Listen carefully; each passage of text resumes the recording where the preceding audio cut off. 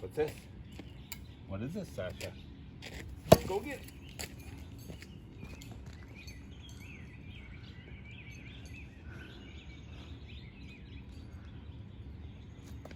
Come on. Come on, Sasha.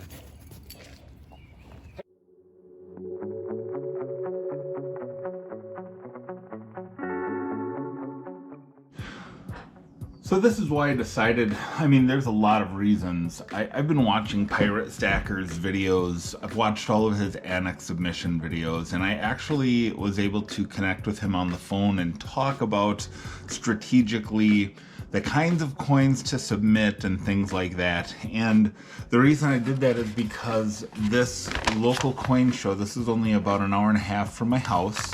ANACS was there doing their 10 for $129 special on submitting coins. I mean, really for $13 per coin, it's tough to beat. So I really struggled with which coins to send ultimately. You know, I have some really nice toners that were in original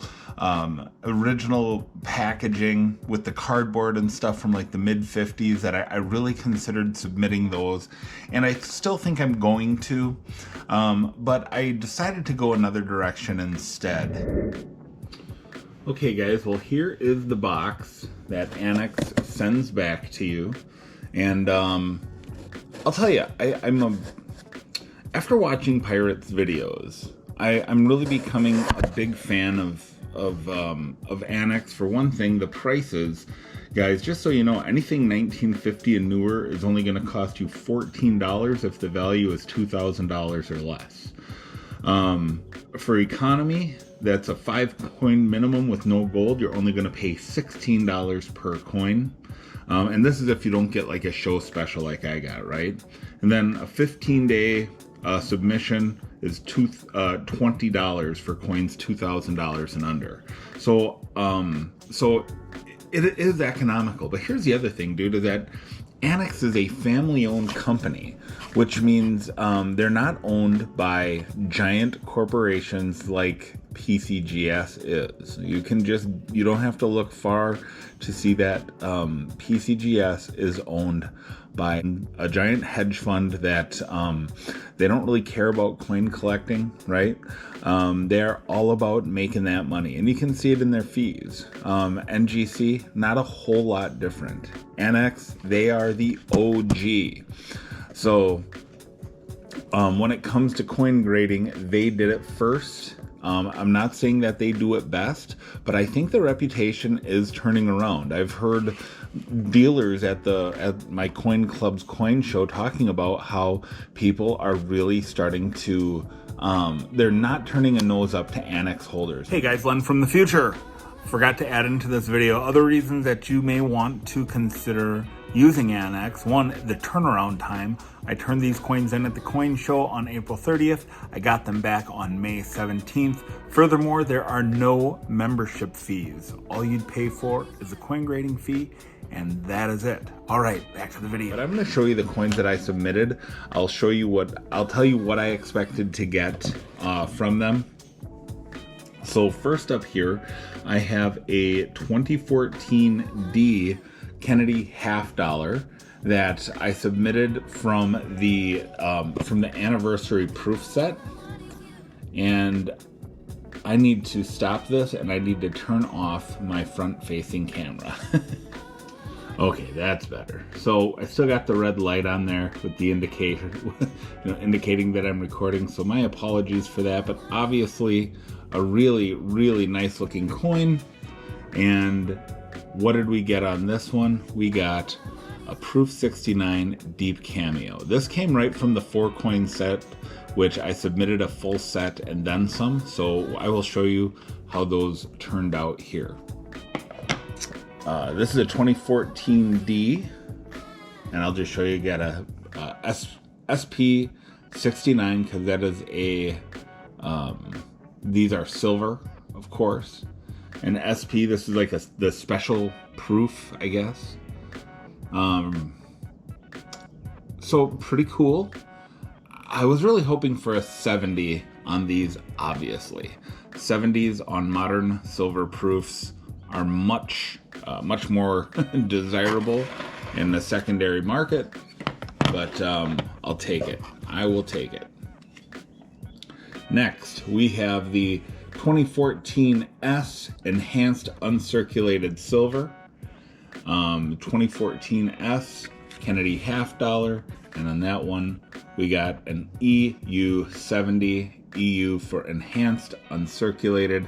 So that is, according to ANACS, a perfect coin. And look at it. Would you look at it? Just look at it. It's hard to disagree. Hard to disagree. Next, we got my favorite, the 2014 W Reverse Proof Silver. This came back a Proof 70 deep cameo and absolutely gorgeous. Now, I was really hoping they would all come back 70s so that, you know, obviously the 70s do very well as a set. And I will show you the eBay values of these.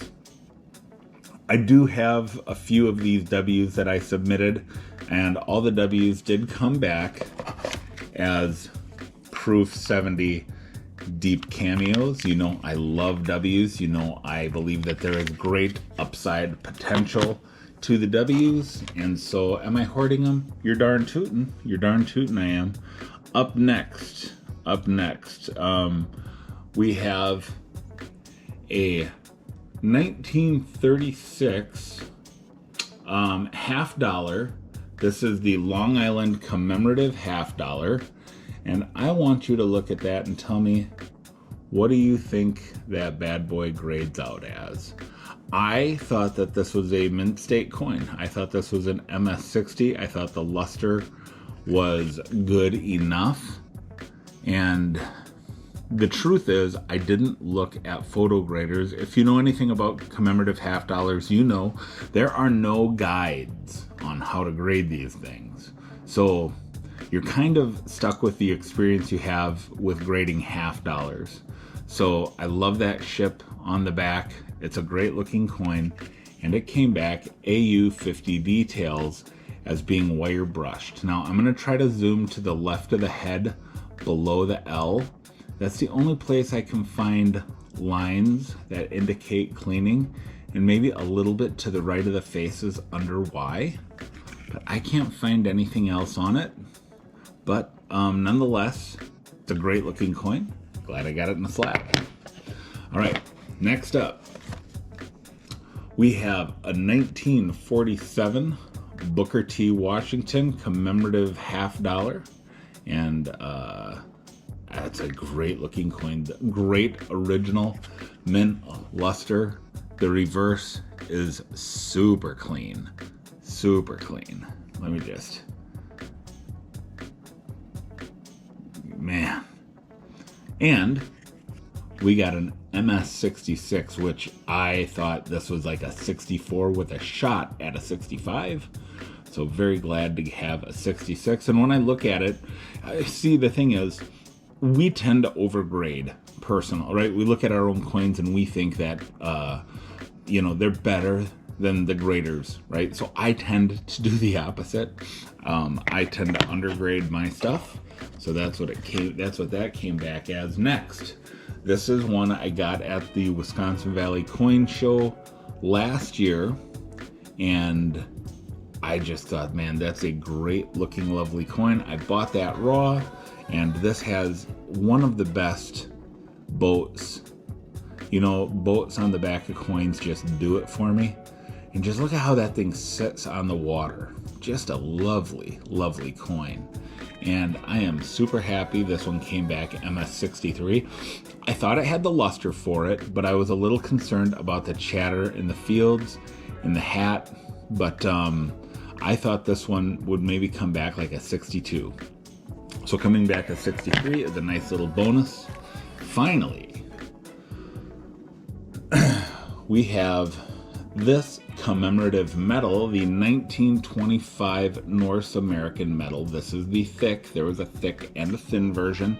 Another outstanding boat on the back. Got that Viking ship. It says here, authorized by Congress of the United States of America. And I did a video on this one talking about its history and the story of this coin. So this one came back AU58. I don't see signs of circulation on this anywhere, and I thought the luster was good enough that this should have been like an MS62. So I was off on this one. The other thing that sort of bothers me looking at this one, it bothers me just in the slightest, is that it's not centered. You know, this is an octagon shaped coin, and you can see it's kind of canted clockwise just by like 1 or 2 degrees, nothing major. But it just, the octagon sitting in the round, it just isn't perfect. So that's gonna, you know, minor moans and niggles there, but nothing that I'm going to, you know, be too heartbroken over. Wish this one would have come back in a mint state grade. I'm just really struggling to see where there's any circulation wear on the high spots of this one. But that's the thing. We always tend to overgrade our own coins, and I am guilty as anybody. So still a good value to this coin. I paid $150 for this coin about a year ago, and so I am happy with the outcome ultimately.